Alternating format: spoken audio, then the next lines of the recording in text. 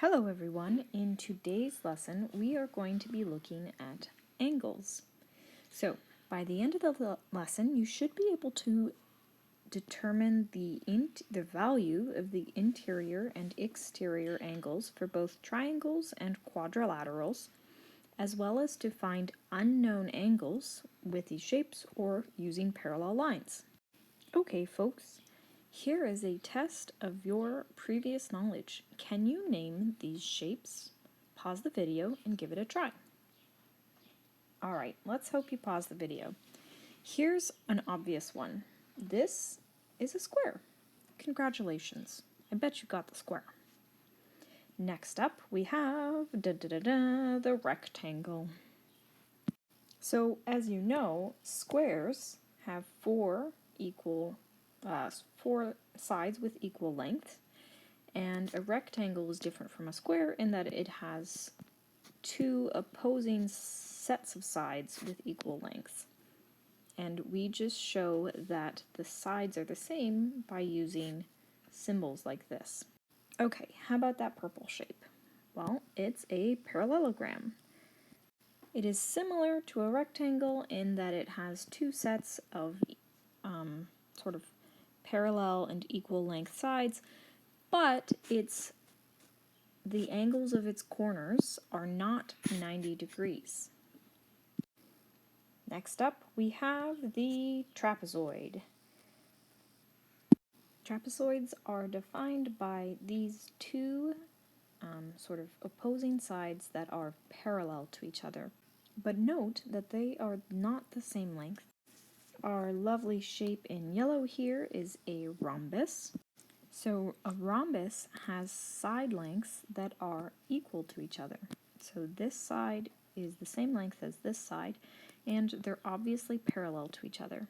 Additionally, because these side lengths are the same and they're parallel, these angles, opposing angles, will also be the same. Finally, we have our kite shape. With kites, we have two pairs of sides that are equal in length, and they're grouped together. Notice a parallelogram also has two sides that are equal in length, but they're opposing each other instead of sort of right beside each other. So geometry is the study of angles and other properties of lines and shapes. When we're talking about geometry, we have a few sort of pieces of terminology and rules that are important for you to remember in order to solve problems. The first is the idea of supplementary angles. Supplementary angles are two angles which equal the sum of 180 degrees. When two angles add together to equal 180 degrees, they will look like a straight line. So, the angle JHK, so JHK plus JHI will equal 180 degrees because together they create that straight line of 180 degrees. Similarly, we have complementary angles, except instead of 180 degrees, they add, or their sum is 90 degrees. So here we have angles ABC plus CBD equaling 90 degrees. And I've just written that out right here. You'll recognize that it is a sort of set of complementary angles when we have that L shape, which shows us that it's 90 degrees. Okay, so we talked about supplementary angles, we talked about complementary angles, and now we're going to talk about interior angles. So an interior angle is an angle that is inside a polygon. So whether the polygon is a triangle, a quadrilateral, or some other polygon. If we take a look at this triangle, our interior angles are here, here, and here. Exterior angles, on the other hand, are the angles that connect between one side of a polygon and the extension of an adjacent side. So if you take a look at this diagram over here, they've taken this side and extended it. Then we look at that extended line and the side of the polygon to find our exterior angle. So there's one exterior angle, there's another exterior angle, and here's a third exterior angle. When we are looking at triangles, there's a few things we know to be true. We know that the sum of all interior angles will equal 180 degrees. We also know that the sum of all exterior angles will equal 360 degrees. So if we take a look at this triangle right now, our interior angles are 60 degrees plus 60 degrees plus 60 degrees, which, if you count it up, is 180 degrees. And if we take a look at our exterior angles, then we could also add those up. 120 degrees plus 120 degrees plus 120 degrees is equal to 360 degrees. It's important to remember your unit. Our unit here is degrees. So if it's on a test, you might have to actually write out the word degree, or degree dot is also an acceptable short form. So I've drawn a little sort of example triangle, and let's just say we had one last piece of information here. Let's say we were given this triangle where we are told that one angle is equal to 90 degrees, that's what that symbol means, and one angle is equal to 30. It wants us to find the remaining interior and exterior angles involved in this triangle. So I'm going to start by finding my final interior angle. So I know that the sum of the interior angles is equal to 180. So I can write down my known angles and solve for my sort of question mark angle. And I've actually written the symbol theta to represent angle, because that's often a symbol that we use. And if I rearrange, then I will solve theta to be equal 60. So I'm going to write that in there. And now I'm able to find my exterior angles. You may recall that my exterior angles are found by extending the sort of side of one of the sides. If you recall, supplementary angles will equal 180. So if I know that this is 30, then this must make up the remaining 180. So I know that that is going to equal 150. Similarly, this will equal 180, and so 90 plus 90 is 180, making this 90 degrees, and 180 minus 60 is 120, so my exterior angle here is 120 degrees. Next, we talk about quadrilaterals. So a quadrilateral is any two-dimensional, four-sided figure. The sum of the interior angles is going to be 360, so 90 plus 90 plus 90 plus 90 is 360, and the sum of the exterior angles are going to be 360 as well. If you think about it, this makes sense, because if we extend those sort of side lengths, then our supplementary angle is going to be 90, and this holds true for no matter what quadrilateral you are looking at. So we have a shape here, and we need to determine what the value of y is. So right off the bat, I notice that I don't know what this is, and I'm trying to find this. So I can see that this is a supplementary angle, and so that means that I can solve for this angle right here, because I know that my little box plus 125 is going to equal 180. If I rearrange that, I will find that my little box is equal to 55 degrees. So I can just put 55 degrees in there. Now, you will notice that this is a quadrilateral. What that means is that the sum of the interior angles is going to equal 360. So I've just rewritten that. So 360 degrees, I've got my little degree symbol, is equal to 55, the one we just solved, 130, already there, 105, already there, and y. If I rearrange this, I am left with y is equal to 70 degrees. And so I have solved for y. Okay, so by looking at this image, can you figure out which angles are equal using your knowledge of supplementary angles and any other knowledge you might have? So if you want, give the video a pause and try that on your own. If not, we will walk through it together. So I'm just going to start off in the top left.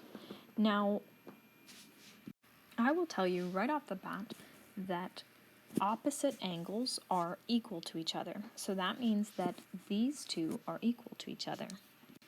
Because this line is parallel to this line, that means that this angle is also the same, which means this angle is also the same. So if these four angles are the same, that means that our other opposite angles are, again, equal to each other. When determining if angles are equal to each other, just looking at a diagram, there are a few rules that we can follow. So here are those special relationships. The first is that opposite angles are equal to each other. So that's that idea that we talked about earlier, how these opposite angles are going to be equal to each other just because they're opposite. The other sort of pattern or shape that you want to keep an eye out for is a Z shape. What that tells us is that the alternate angles are equal, meaning that our inside angles are going to be equal to each other. We also have the F shape or corresponding angles. So you can see an F here, and what that is saying is that corresponding angles will be equal to each other. So this one right here, oops, I'm using the wrong color. This red one right here is going to be the same angle as this one because they are corresponding angles. And finally, we have our co-interior angles, which is when we see a C shape. So I'm drawing a C right here in blue, and I know that when I see a C shape, those angles, so in this case this red and green on the inside of the C, are going to equal 180 degrees total.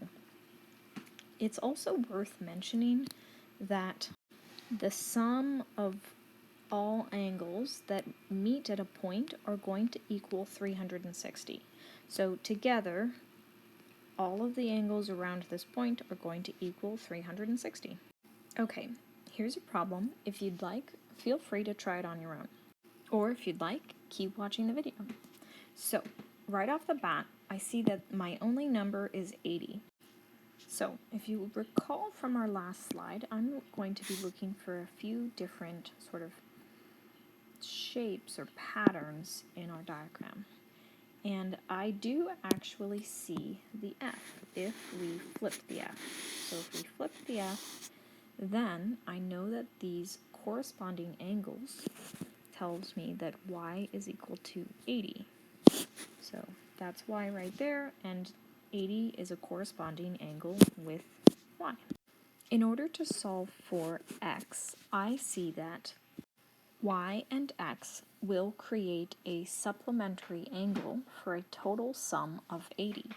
So if I take 180 minus 80, the value of y, x is going to equal 100 degrees.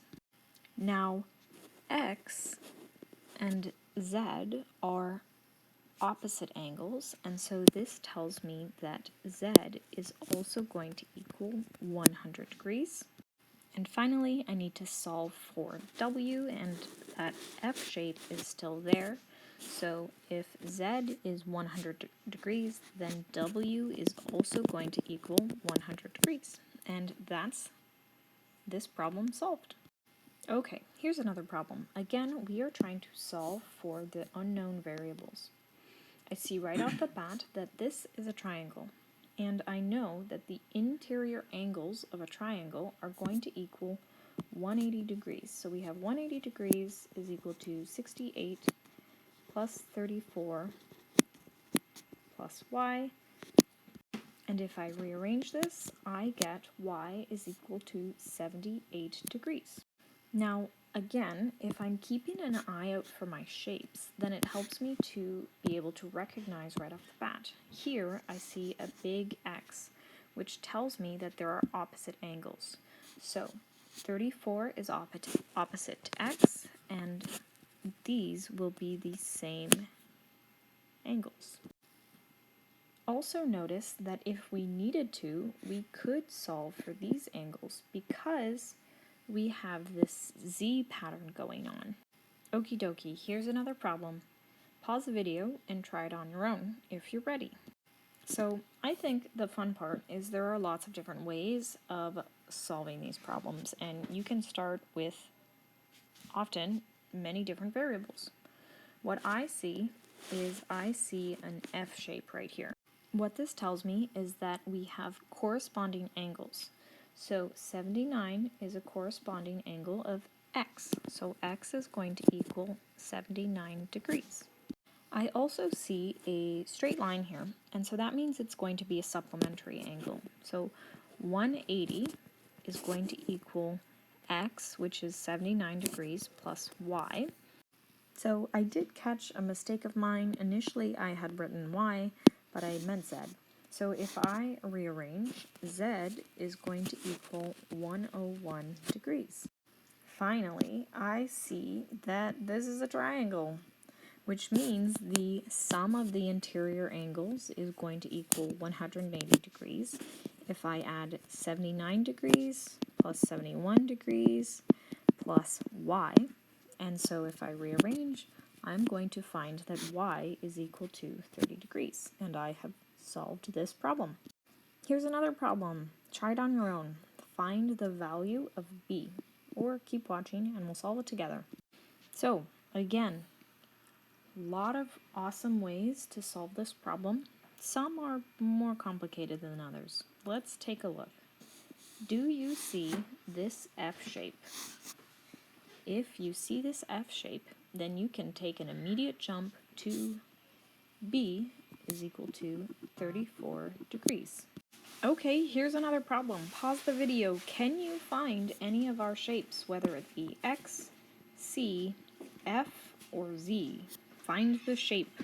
So, hopefully, after pausing, you were able to see an F shape here, which means that we have two corresponding angles, so E is equal to 77 degrees.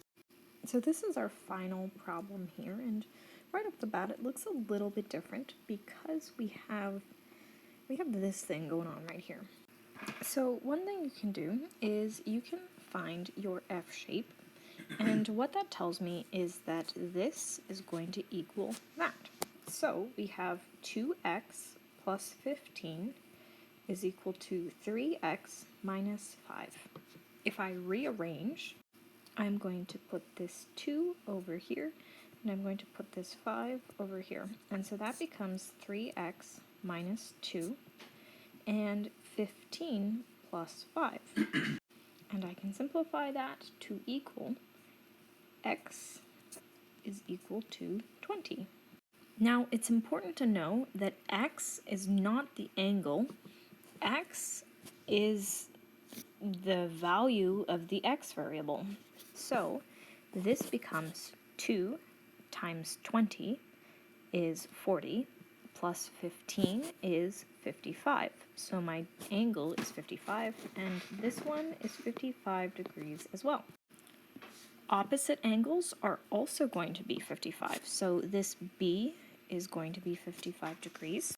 And in order to find C and A and D, I'm going to remember that idea of supplementary angles. So 180 minus 55 is 125 degrees. And if C is 125, then A, the opposite angle, is also 125 degrees. And you can see this Z pattern right here. It's sort of a backwards Z, but it still works. And that means that if this is 125, then this is also 125 degrees. And there you have it. We have solved all of the angles.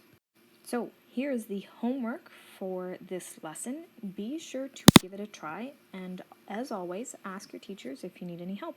Good luck!